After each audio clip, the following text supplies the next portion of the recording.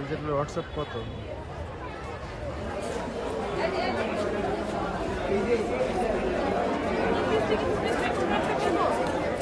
পাঠাই দিচ্ছি হোয়াটসঅ্যাপ।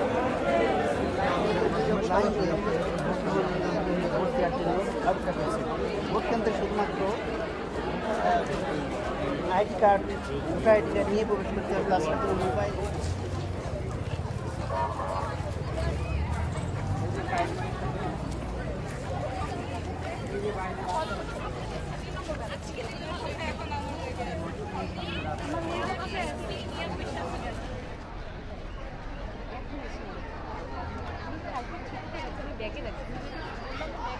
এমনটা হতে থাকে তাহলে হচ্ছে ভোটাররা বিভ্রান্ত হবেন, ভোটাররা একটা হেজিটেট ফিল করতেছেন যে আসলে কি হচ্ছে। সবাই বারবার করে স্লিপ দিচ্ছেন, এটা তো কথা ছিল 100 গজের বাইরে দিবে, স্লিপ দিবে 100 গজের বাইরে, কিন্তু আমি সেটা দেখছি কি 100 গজের ভিতরে প্রার্থীরা নিজের মধ্যে হুড়োহুড়ি করতেছেন। এটা অ্যালার্মিং বিষয় আর কি।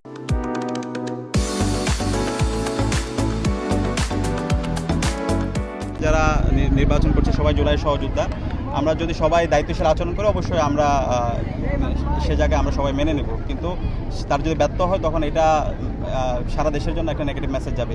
আমরা যেটা এক্সপেক্ট করেছিলাম যে হয়তো দেখা যাবে নারী শিক্ষার্থী যারা বিশেষ করে অনাবাসিক শিক্ষার্থী তাদের হয়তো ভোটার টার্নআউটটা কম হবে, কিন্তু আলহামদুলিল্লাহ আমি বলবো যে অনাবাসিক শিক্ষার্থী, নারী শিক্ষার্থী তারাই বরং অনেক বেশি উৎসাহ নিয়ে কিন্তু ভোট দিতে আসছেন। গত 17 বছরে বাংলাদেশের ইতিহাসে বা স্বাধীনতার পরে এত সুন্দর, সুশৃঙ্খল এবং গণতান্ত্রিকভাবে কোনো নির্বাচন হয়েছে কিনা আমাদের জানা নাই।